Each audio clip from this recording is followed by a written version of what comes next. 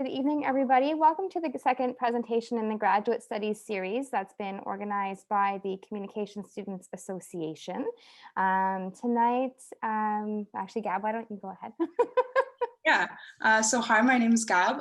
I'm the Vice President of Senior Affairs for the Communication Student Association. And along with me tonight, we have Jennifer, Professor Dumoulin. She is the co-president of the I forget the acronym for it. I mean, I know it, but like the full one is Communication Graduate Students Association. There you go. My apologies. And then also we have Paul-André tonight. He's the Supervisor for Graduate Studies Academic Services, so admissions and awards. He's originally from Timmins, Ontario, so that's the hometown of Shania Twain. He graduated with a BA in Comms and Canadian Studies at U Ottawa. And he started working for the University of Ottawa in '98. So he's been here for 22 years. During his career, he worked both in undergrad and grad studies for Telfer in the Faculty of Medicine and the Department of Music. And now he's working for the grad office at the Faculty of Arts. Alors, bonjour tout le monde. Ce soir, on est ici pour parler des études supérieures. Je m'appelle Jennifer Dumoulin, je suis un professeur à temps partiel dans le département de communication à l'Université d'Ottawa. Je suis aussi la coprésidente de l'Association des étudiants diplômés en communication parce que je suis aussi un candidat en doctorat. Avec moi ce soir comme co-modératrice, j'ai Gabrielle Doff, qui est la VP des affaires seniors de l'Association des étudiants en communication, et aussi Paul-André David, qui est responsable des services scolaires aux études supérieures de la Faculté des arts. Un petit peu à propos de M. David, il est originalement de Timmins, Ontario, alors de la ville natale de Shania Twain. Il a obtenu un bac en communication et en études canadiennes chez nous, à l'Université d'Ottawa, une année dans laquelle je ne vais pas nommer. Parce que après ça, il a commencé à travailler à l'Université d'Ottawa et ça fait presque 22 ans, ou 22 ans exact, qu'il travaille à l'université. Au cours de son carrière, il a travaillé dans le cadre des études de premier et deuxième cycle pour Telfer, pour la Faculté de médecine, le département de musique et maintenant pour le bureau des diplômés et de la Faculté des arts. Alors, Paul-André a beaucoup d'informations très pertinentes concernant comment faire une demande pour devenir un étudiant aux études supérieures. Parfait. Bien, merci beaucoup. J'aimerais premièrement, avant de commencer, remercier Jennifer puis Gab pour l'invitation ce soir. So I'd like to start off by saying thank you to Gab and Jennifer for the invitations tonight, and thank you for all of you for your participation. So my speech tonight will be both in French and in English. We have bilingual slides as well. So feel free to interrupt me during the session if you have any questions. Donc, sentez-vous à l'aise de me poser des questions pendant la séance. Vous allez voir que les diapos sont en français et en anglais. Et juste avant que Paul-André commence, vous pouvez poser des questions à haute voix, si vous voulez, en utilisant vos micros. Ou sinon, on a un chat et vous pouvez écrire vos questions et soit moi ou Gabrielle, on va les poser à haute voix. So just before Paul-André starts, if you would like to ask questions, you're welcome to use your microphone to do so. However, if you would prefer, you can use the chat instead, and either Gabrielle or myself will ask the questions.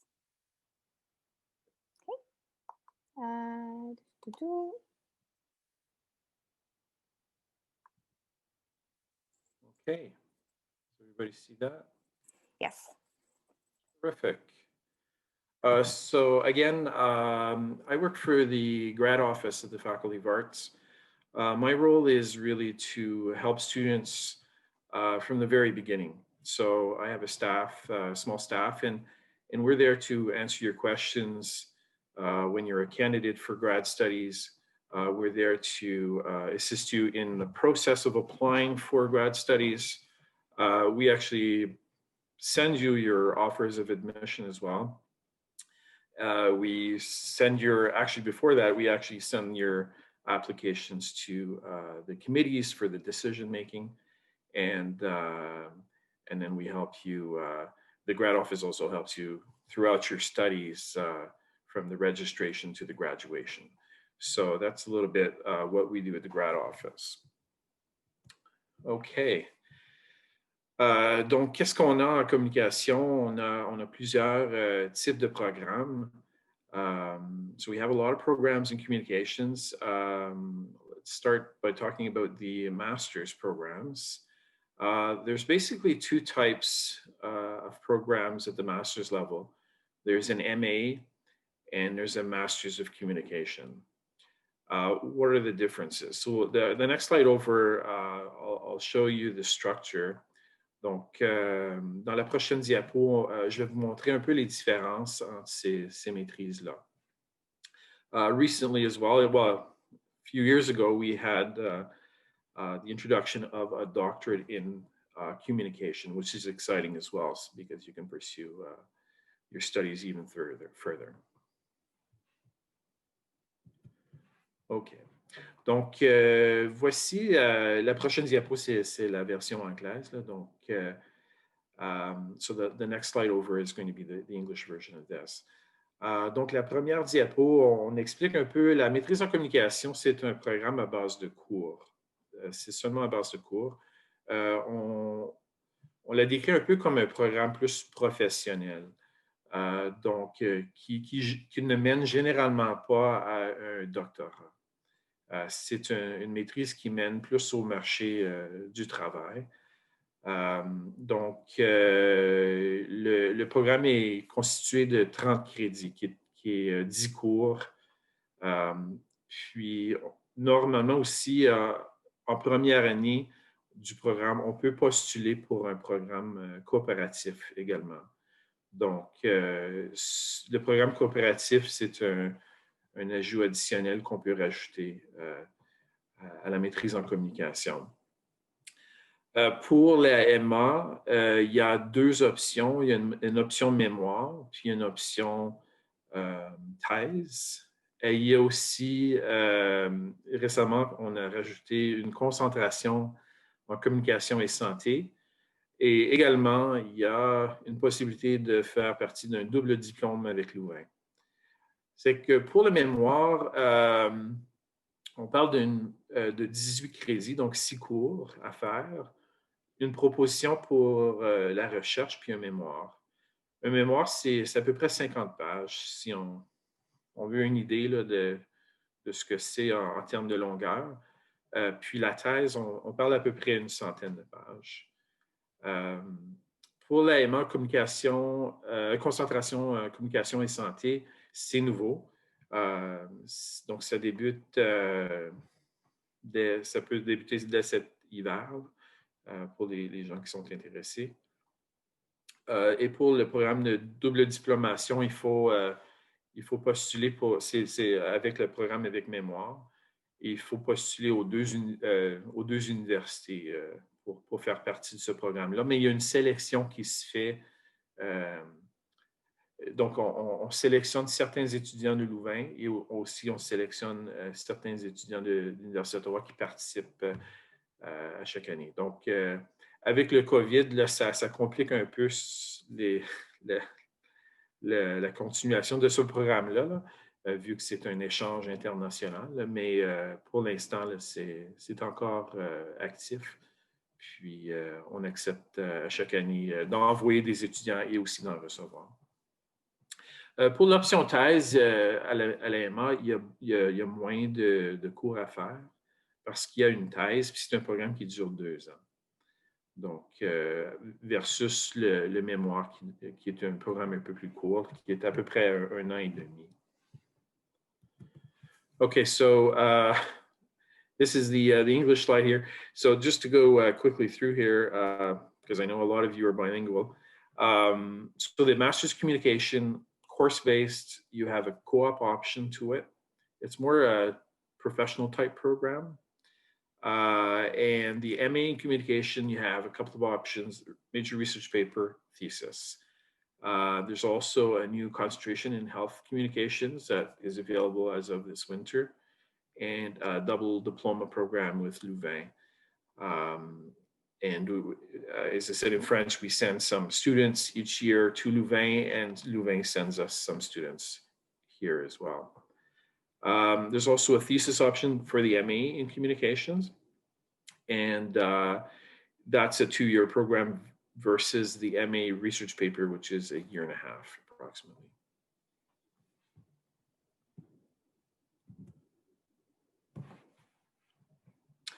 Okay, so how do you apply to be a part of this? So basically, what I've given you here, and I'll show you at the next slide, you'll see our website, a copy of our website. But we'd like to direct students to the Faculty of Arts website for graduate studies, because the university has instructions on how to apply for grad studies, but it's more generic. So we like bringing you to our website where we have some additional details for arts programs, and so it's a little bit more personalized in that sense. So we have a link to when you apply to come to the university as an undergrad. Well, you applied through WAC. Well, you also apply through WAC, but you won't find it on the WAC site. You have to get the link from our website, because it's an internal link that we have on our website. So on our website, you'll see the next slide over. You'll see our list of programs. You'll see a section on scholarships, which I can talk a little bit about a little bit later, and also a link to your UOzone portal.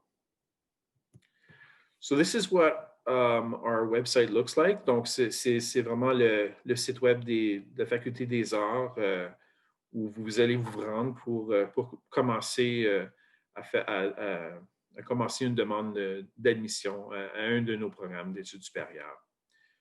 So you would obviously go to Future Student and click on there, and that's where you would find the instructions, step-by-step instructions on how to submit an application.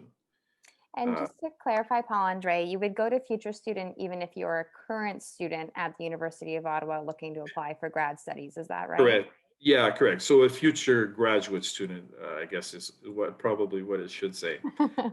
Yeah, so if you're a current student here at the undergrad, you would still go to the Future Student section. We also have sections for students who are newly admitted.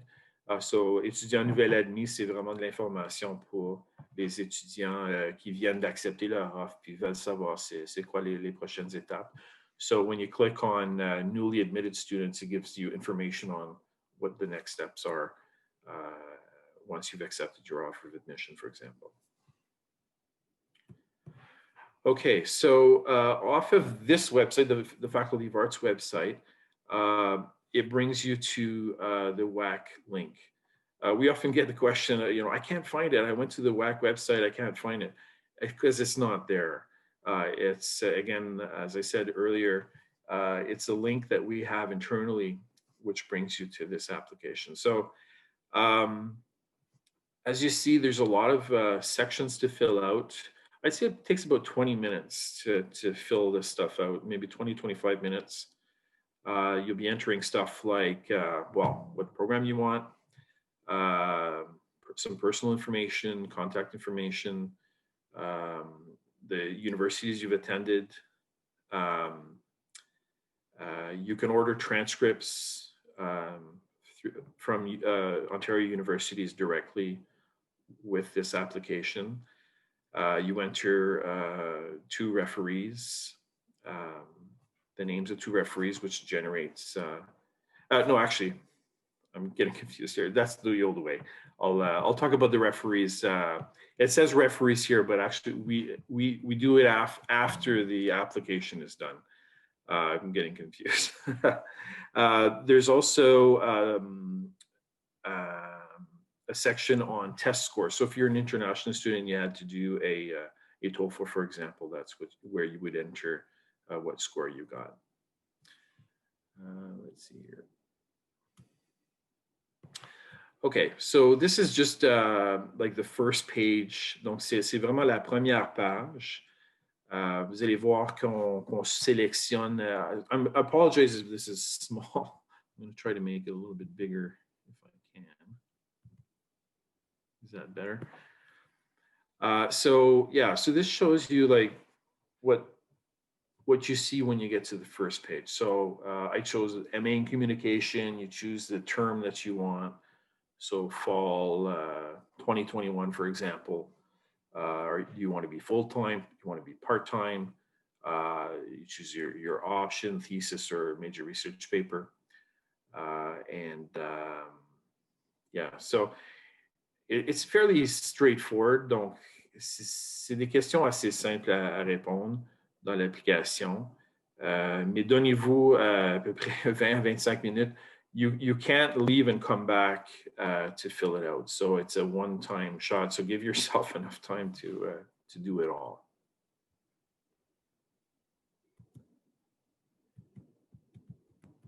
Sorry. Okay, make it smaller. Okay, so I made a mistake earlier. I said that you put your names of your referees in the application. That's actually changed a few years ago. Everything's done electronically. Donc, tout est fait électroniquement depuis quelques années. The submission of documents, the submission of referees, that's all done after WAC sends us the application.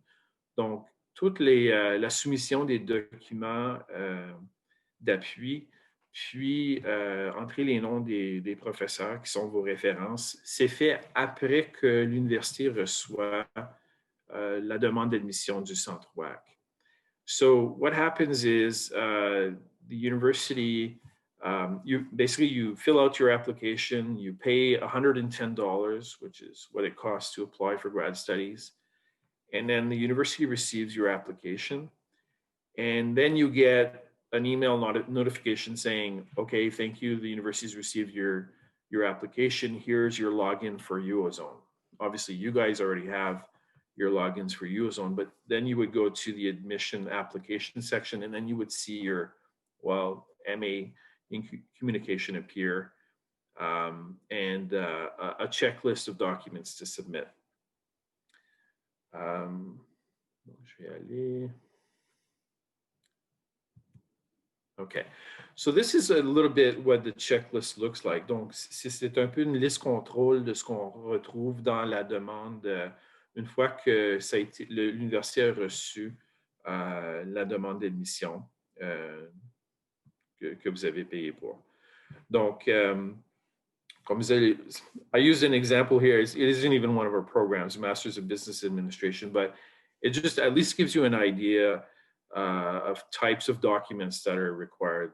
So we don't have a management admission test, but typically you'll find like a resume, a letter of intent, 2 reference letters, official transcripts. Those are the typical documents that are required. Donc, c'est un exemple que j'ai ici, c'est même pas nos programmes, là, mais je voulais au moins vous donner un aperçu là, de ça ressemble à quoi une fois que vous entrez dans votre demande d'admission. Vous avez une autre étape à faire, donc qui est vraiment d'entrer les documents, de soumettre les documents. You see on the top there, there's a link to UOdoc. That's the tool that's used to upload those documents. So that resume, for example, well, you click on UOdoc and then you can upload your resume. Same thing with the transcripts. It says official transcripts, but you're going to open the transcripts that you have or that you've ordered, and you're going to upload them on the application. We often get a question, do I need to order official transcripts for this process? Not really. We don't really ask you for official transcripts. You can use something that you can get off, a portal or whatever. If you've attended other universities, you can just get, the unofficial version and upload them. If you were admitted to the program, that's when we would ask you for official documents. Donc, si vous avez à téléverser des relevés de notes, ça dit document officiel, mais on accepte des documents que vous pouvez obtenir de vos comptes informatiques. Si vous avez et à d'autres universités. For Ottawa U students, you don't have to submit your Ottawa U transcripts. We have them. Donc, pour vos relevés notes U-Ottawa, il n'est pas nécessaire de soumettre vos relevés U-Ottawa, on les a. For the reference letters, it says click here to add your referee. You basically enter the name and the email of the referee, and it generates a form to them to fill out.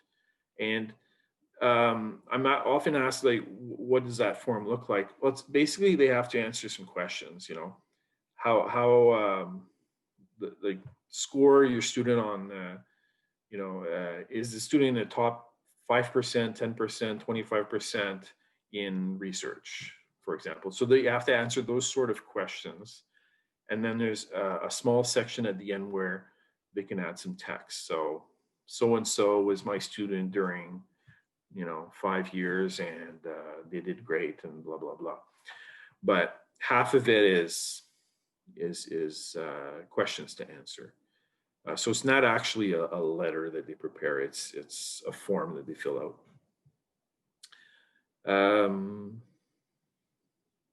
The letter of intent. The letter of intent, we have, there's a the communication program has prepared like a template of what they want you to put in that letter. So in the specific requirements website, that's a specific requirements website is where we, on our website, we describe exactly what documents that we want for each program. And it also has the descriptions, for example, of the letter of intent, like what is it exactly? What is a letter of intent? So you can find that there. Donc, je vais juste mentionner en français, là, pour la description de ce qu'on recherche dans une demande d'admission, c'est tout expliqué dans un site qui s'appelle les exigences particulières. Je vais peut-être vous montrer le lien tantôt, là.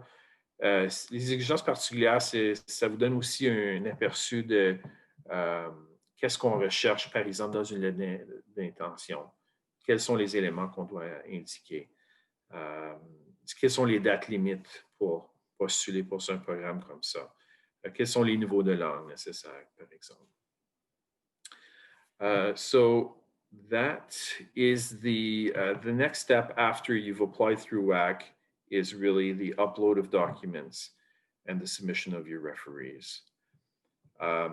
Once all of these things, the checklist is done, then you'll get a message saying your file is complete. It's going to be sent to the admission committee. Donc, une fois que vous avez complété tous ces éléments ici de cette liste contrôle, vous allez avoir un message qui dit votre dossier est prêt, il va être envoyé au comité d'admission.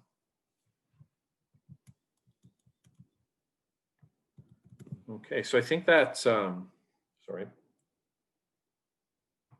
I think that brings me to the last slide. I'll just maybe quickly go over what happens after this.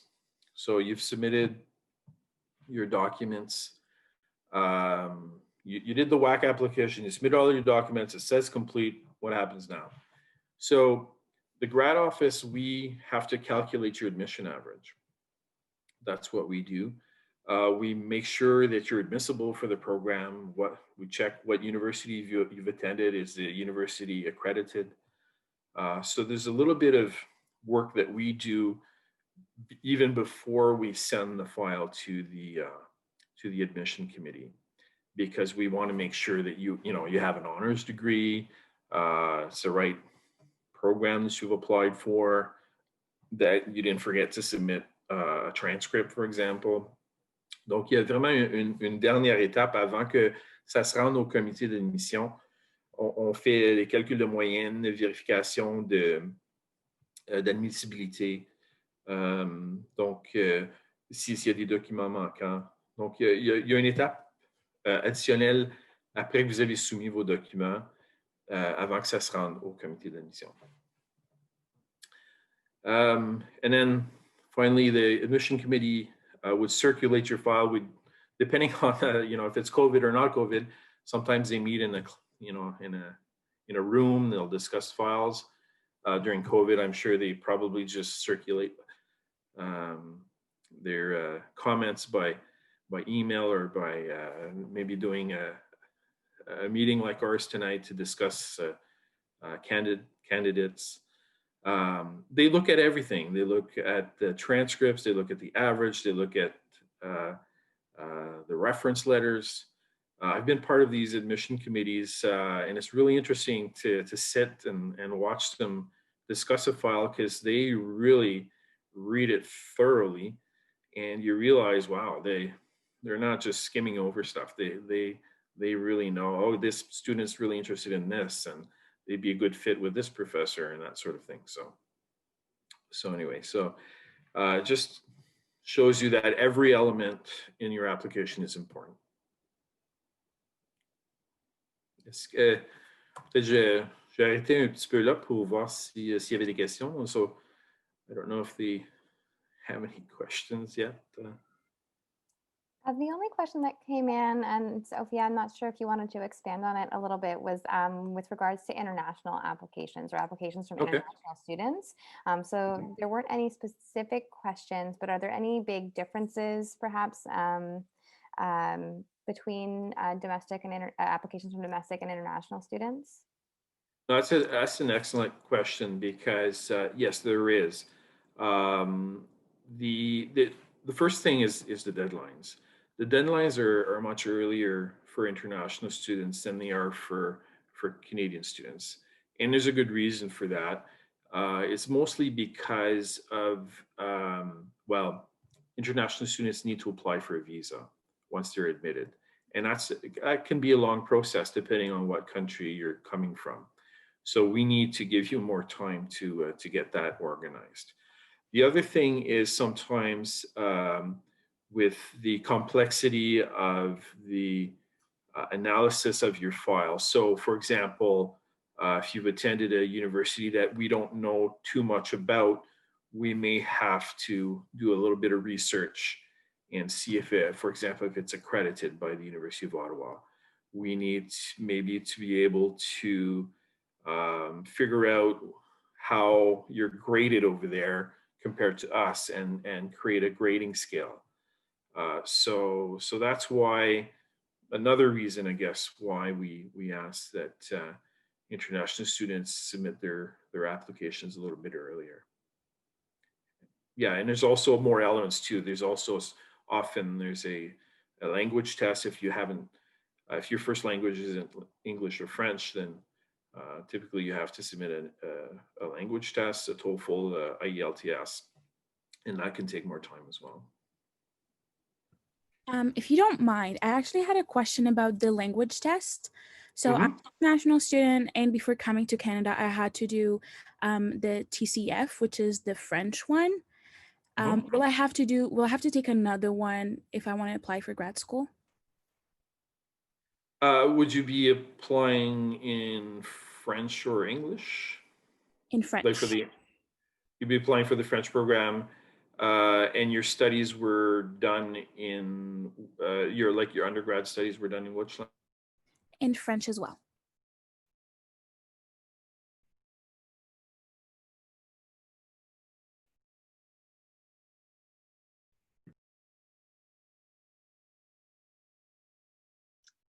I don't know if it's for anybody else. First language isn't French or English. They may be exempt from having to do a test. So we usually analyze that once we get the full application to see, well, okay, well, they do need a test, they don't need a test.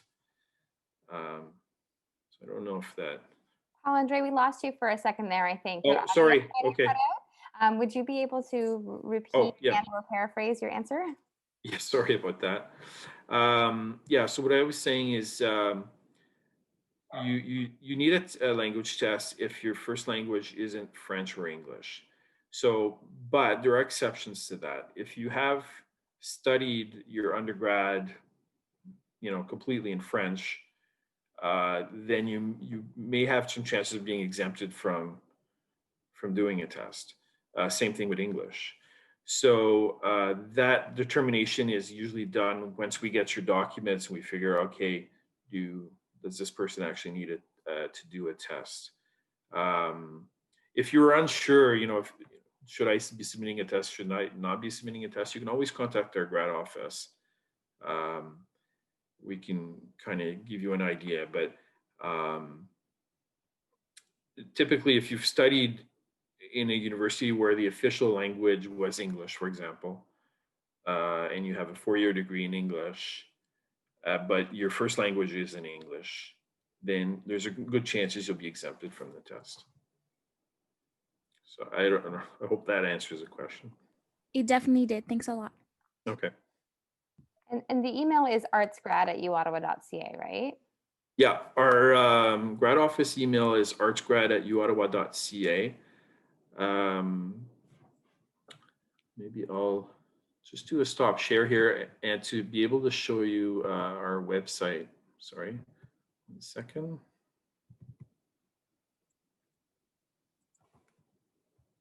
I popped the email address in the chat, and once you're finished with the screen share, we also have some more questions coming in. Sure.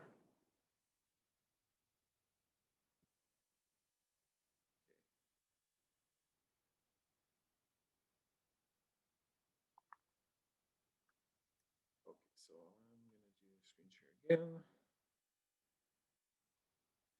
Okay, so this is again the Faculty of Arts website. I don't know if everybody sees that here, but I click on Future Student. Sorry, Future Student. And you see there's a button Apply Now here. And there's also on the bottom here, steps for the admission application. On the very bottom, that's a description of all of our programs. Are divided in humanities, languages and literature, and fine arts. There's a little section there as well on finance your studies.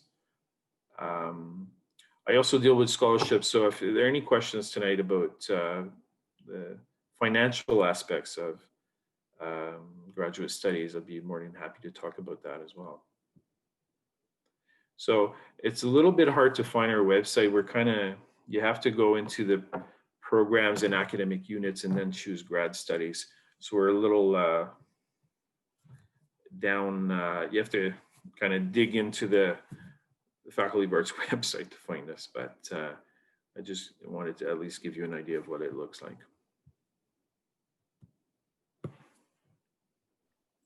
Alors, une des questions qu'on a reçues de Mélina, c'est est-ce qu'on peut appliquer pour le MC si on est dans le programme de communication et sociologie dans la Faculté des sciences sociales et non la Faculté des arts? Alors, Mélina, je pense, si je comprends bien, tu es présentement un étudiant en sciences sociales, mais pour les études supérieures, tu aimerais faire le programme dans la Faculté des arts. Oui. Parfait, oui, merci pour la question. C'est une excellente question.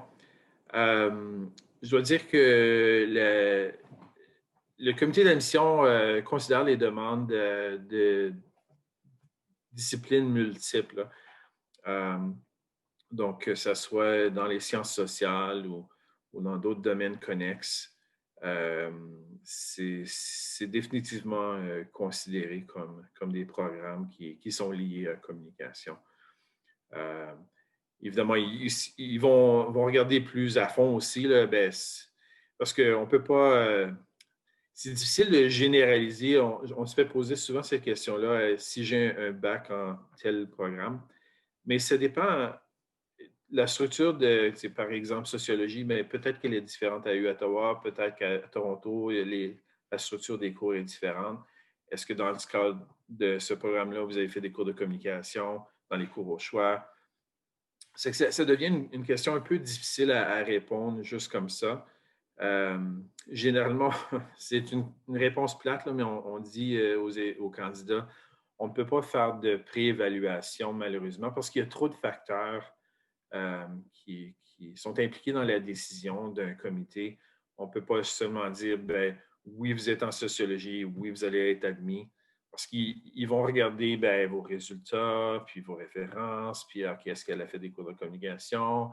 Est-ce qu'elle a fait du travail qui est lié à la communication? c'est vraiment the whole package deal. C'est pas seulement un élément. Est-ce que les étudiants ils peuvent être admis avec des conditions, Paul-André? Par exemple, si tu viens d'une autre faculté, mais tu es admis, c'est peut-être comme admis avec il faut faire un cours en théorie de médias parce que tu n'en avais pas suivi déjà? Oui, c'est une excellente question, ça aussi. Oui, ça arrive souvent, nos candidats qui n'ont peut-être pas le background euh, euh, exact que le comité recherche, mais ce qu'ils vont faire souvent, c'est qu'ils vont rajouter peut-être un cours additionnel ou maximum de 2 cours additionnels de premier cycle. Normalement, c'est des cours de niveau 3000 ou 4000. Puis, donc, vous allez avoir 2 cours de plus à faire, mais ça vous permet d'intégrer la maîtrise. Puis la raison qu'ils vous donnent des cours additionnels, ce n'est pas pour vous pénaliser, c'est vraiment pour vous aider à mieux réussir dans le programme.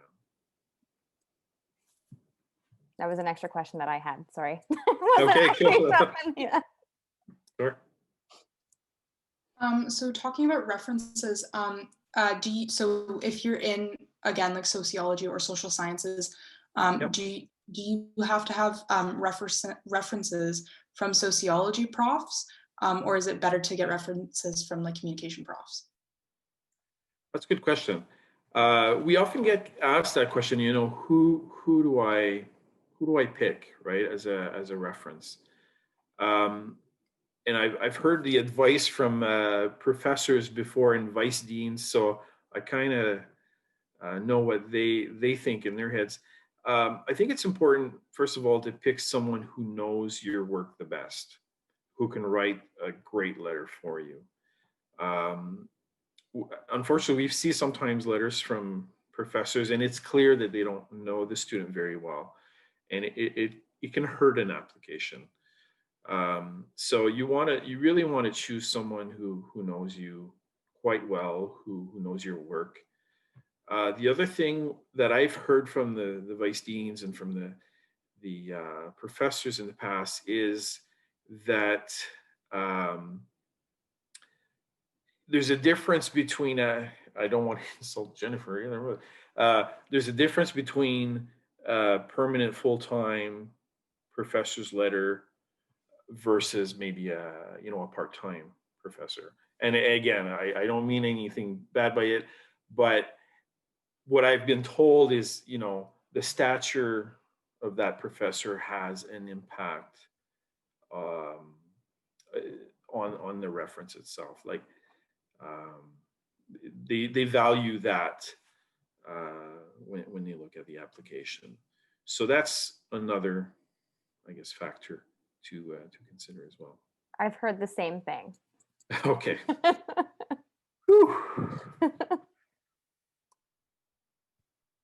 And then another question that we've got is, during the Master of Communication, is it possible to take classes in both French and English, or can you only take classes according to the language that you're doing your master's in? That's another great question. That's the beauty of the University of Ottawa is to be able to take courses in the language of your choice. And I know as an undergrad in communications, I had double the options for my timetable because I could take courses in English or take courses in French and, have a Friday off because I was able to have the ideal schedule with more choices and, maybe someone who couldn't take the courses in both languages. So definitely, yeah, you can definitely take courses in the other language. Would your language of application impact if you did a thesis or research paper option, would that impact your what language you had to write your paper in at the end of your course or your end of your degree? Good question. I assume, you would have a choice to do your thesis in the language of your choice. I mean, you do have that choice in the courses. But it would be kind of strange to choose the English option and then do a thesis in French, I think. I think if you're going to choose a program language, then you're probably going to want to follow through with the thesis or major research paper in that language. Otherwise, you would have chosen the other language. But again, you may have a supervisor who's more comfortable in one language and maybe wants to work with you in one language. So, no, that's an excellent question. But I think if you're choosing a language for the program, you're probably most likely to write the thesis in that language.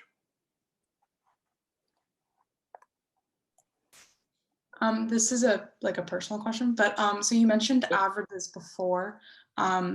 What are the averages, and do they change depending on like the Masters of Communications versus like Masters of Arts with the thesis?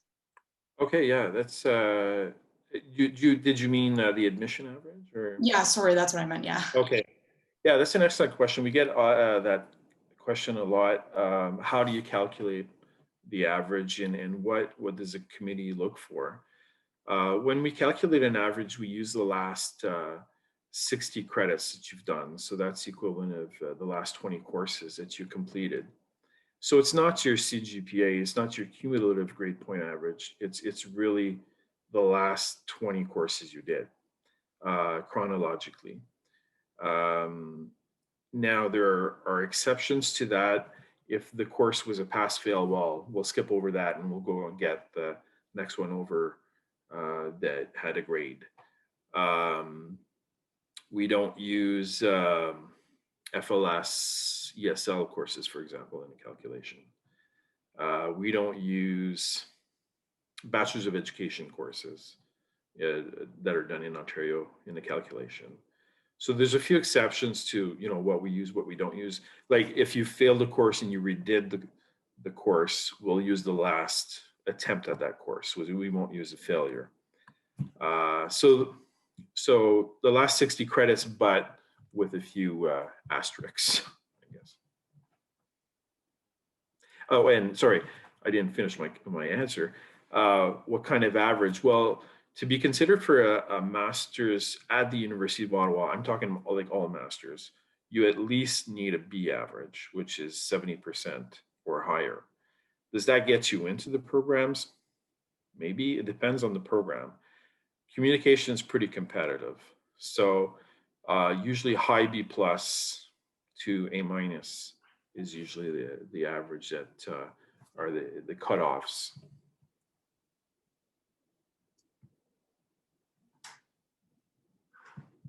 Are there any more questions this evening? There's a whole bunch of topics that we haven't even had a chance to kind of scratch the surface of. So this is a great time to kind of get into those if anyone has any additional questions. Est-ce qu'on a d'autres questions ce soir? Les études supérieures, on peut parler pendant des jours. Vraiment, il y a tellement d'aspects intéressants et importants. Alors, c'est une bonne opportunité pour poser des questions supplémentaires. And I see one's come in. Would you be able to repeat the exceptions for calculating the averages, Paul-André? Yeah, well, there's many. I just mentioned a few of them, but for example, we don't use FLS, ESL courses in the calculation. We don't use courses that don't have a grade. If it's a pass-fail, well, that's not part of the 60 credits we use. If you failed the course, you repeated it, or even if you didn't fail it, but you did it a second time, we'll just use the last attempt at that course. Bachelor's of Education courses done in Ontario, we don't usually use as well. So we have regulations, the university's prepared regulations, how to calculate an admission average, and we follow that. So there are a few exceptions on courses where we don't use. Often we're asked well, why don't you just use the courses that are related, right? But we don't pick and choose. We really go chronologically. It'd be great if we can pick and choose because we pick the best ones, but unfortunately it's a chronological calculation. So. I think I actually have a follow-up question to that, even though I'm not applying to grad school, which is kind of, Sure. Maybe I should reapply again. And I'm not sure if you've received question a lot yet, but I can kind of see it. I see it coming because of COVID and the impact that COVID had on many undergraduate students in the winter semester. And my memory is a bit fuzzy because it's been, since March. But essentially, if I recall correctly, some students might have taken a letter grade instead of a percentage grade for some of their classes in the winter semester. Has there been a decision about how those courses will be factored into calculations? Yeah, that's a good question. The COVID has obviously had a big impact on students, and the university was well aware of that. So they gave the students a possibility of not having an official grade for their courses for the winter term. So it becomes like sort of a pass or fail grade. So basically, we would skip over those and just use the other ones that have grades.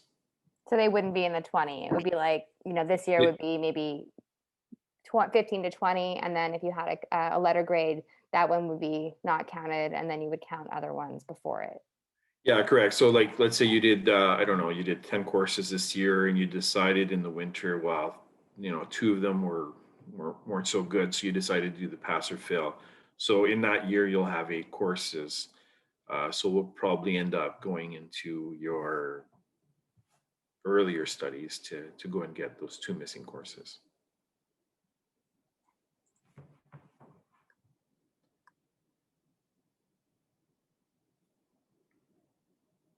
All right, everyone seems, here we go. Since it's the last 60 credits that are used in the average calculation, if we are in 3rd year, but in May 2021, we've only completed 2 years and a half, the classes that are used in the average are the ones from the 2nd and 1st year chronologically.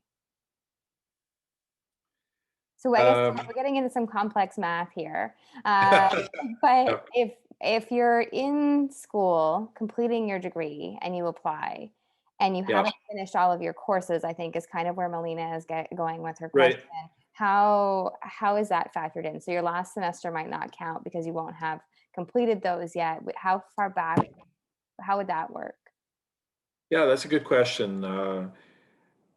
So basically, most students are in let me think here.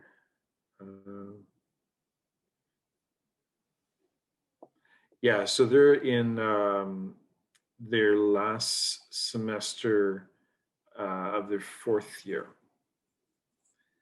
So we're talking January before of your 4th year. So we sometimes don't have those grades from the fall of your 4th year because you're applying in January. You just finished your fall semester.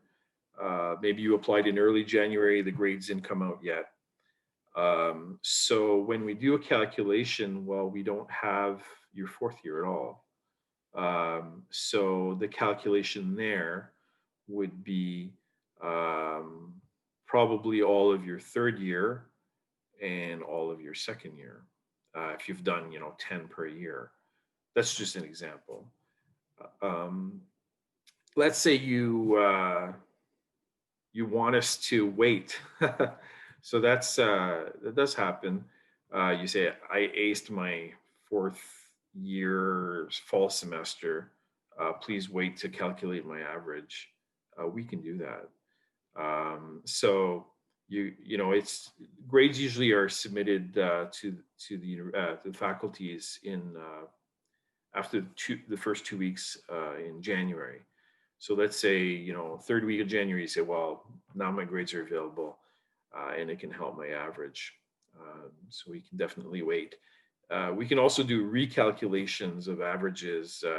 If you were refused based on an average, but some of your grades weren't available at that time, we can always recalculate with the most recent ones. So it's it's a very good question. It's a question of timing, right? Because you're applying and some of the grades may not be available, but you don't have to worry because we we can definitely work with you and say, okay, well, we'll tell the committee we'll wait to calculate, or we can say, okay, well, that's fine, we'll recalculate a second time.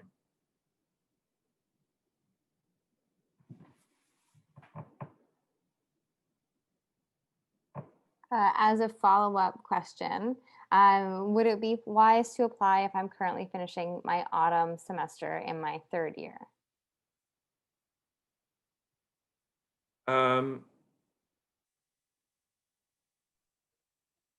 That may be too early, actually, because well, sorry, Melina, are you, I mean, I don't mean to call you out or anything, but are you like, will you be graduating after your third year? Like, did you do, like, did you? Oh, okay. Oh yeah, no. I studied in Ontario, so I have to do the 4 years. Okay. Okay. Yeah, I mean, that may be too early for you because, well, we'll be going right into your first year. And the application, I don't even think the application is available, that much ahead of time. It may be available like a year ahead of time, but you're almost 2 years ahead, I guess, in that sense. So yeah, so it may be a bit early. So really you're looking to apply in like your last, when you're in your last year of study is when many people, not all people, some people take a gap year, just putting that out there. But normally if you're going to go right from your undergraduate degree to your master's degree, you would apply during your last year of undergraduate studies. Exactly. And the actually, this is really important.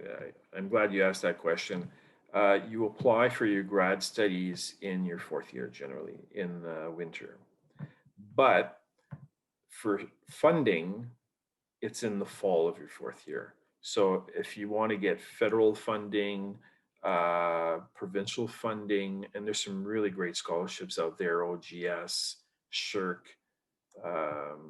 many others, it's in the fall. So you have to start thinking about grad studies like as soon as you start your fourth year or even a little bit before, because you have to even have a proposal for a project in those scholarship applications in the fall of your fourth year.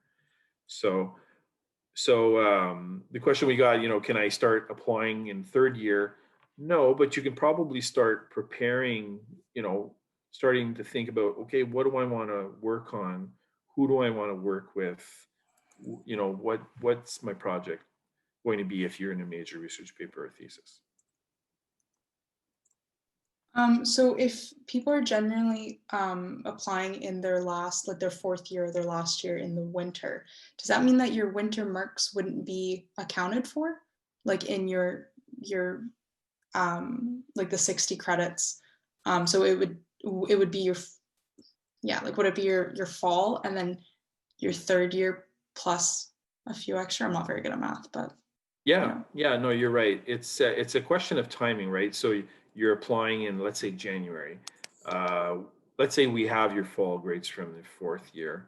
So be using those fall grades all of your third year and the last part of your second year. So that'll be the calculation there. Some students, for example, they won't get a scholarship because of that average. Well, and they'll ask us, well, can you recalculate with like the grades I get in April of my fourth year? And yeah, we can definitely do that and recalculate and say, oh, okay, now your average went up to, whatever, 9.0. Now you're good. So yeah, so we can definitely, we don't do offers of admission based on the winter grades because we would do all the offers in the summer, and that's pretty late, right? It's we want to do the offers early on in the winter of your fourth year. That's when all the universities do the grad offers of admission.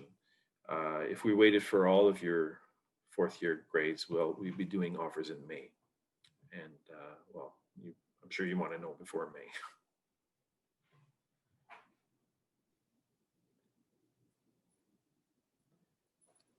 Right, are there any other questions this evening? Est-ce qu'il y a d'autres questions ce soir?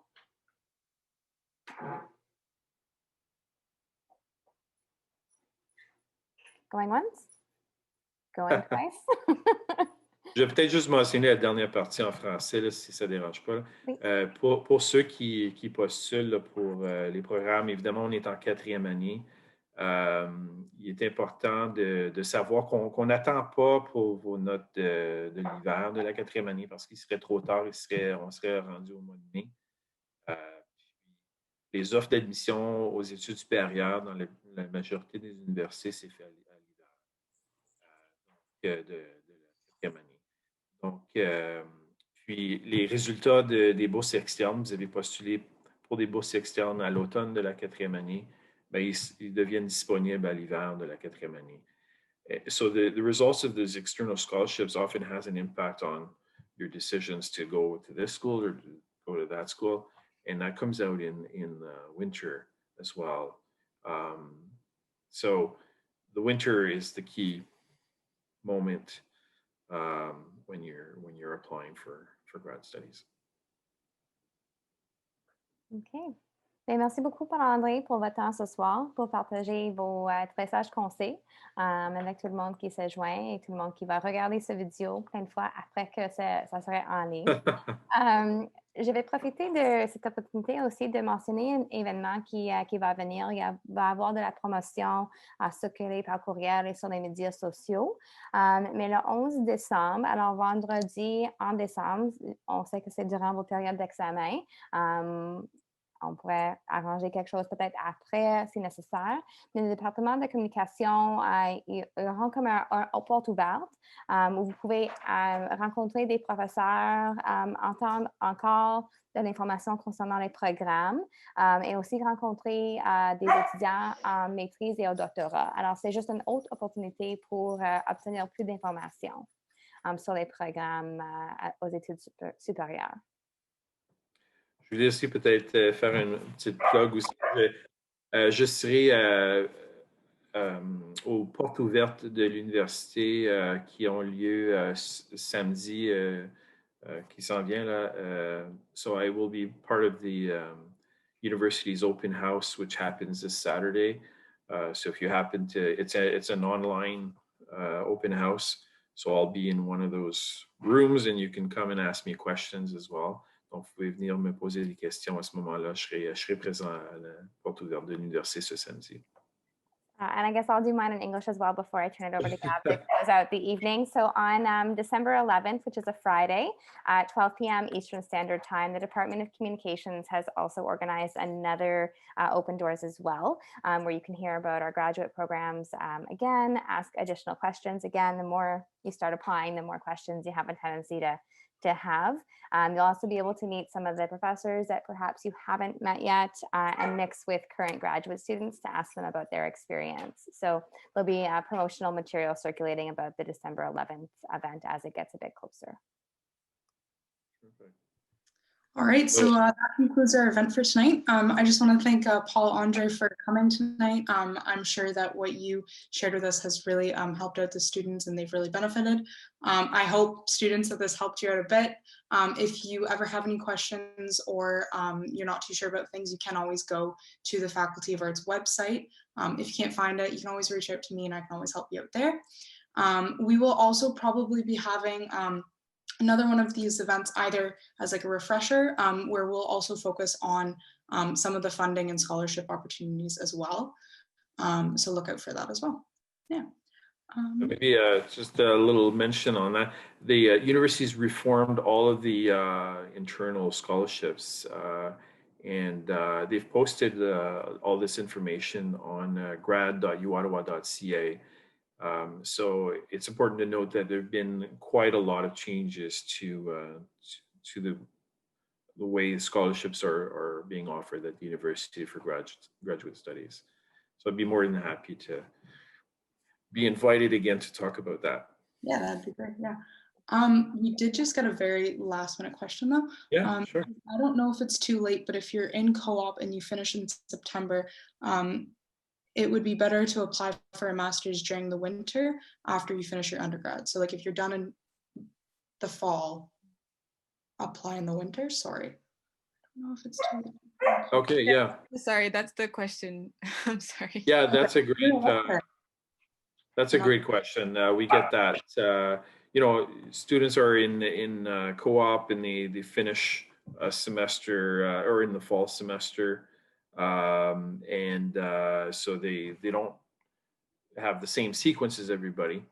Now, the communication program is typically a fall start. The new program that they're offering in health communications has a winter start. But typically, the majority of the programs in communication has a fall entry.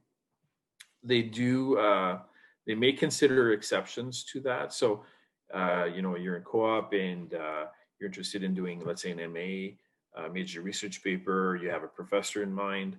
You can always contact the graduate program director, Sylvie Grosjean, have a chat with her, say, listen, I'm in the co-op, I have a particular situation. I'd really like to start this winter. Do you think there are any possibilities? So we never say, you know, you never can do it. There's always sometimes some possibilities. So it's definitely worth discussing with the grad director. But the general answer is usually a fall start. Okay, thank you so much. No problem. All right. Thank you very much, everybody. Merci beaucoup à tout le monde. Bonsoir. Enjoy the rest of your evening. Thank you again, Paul-André. Thank you.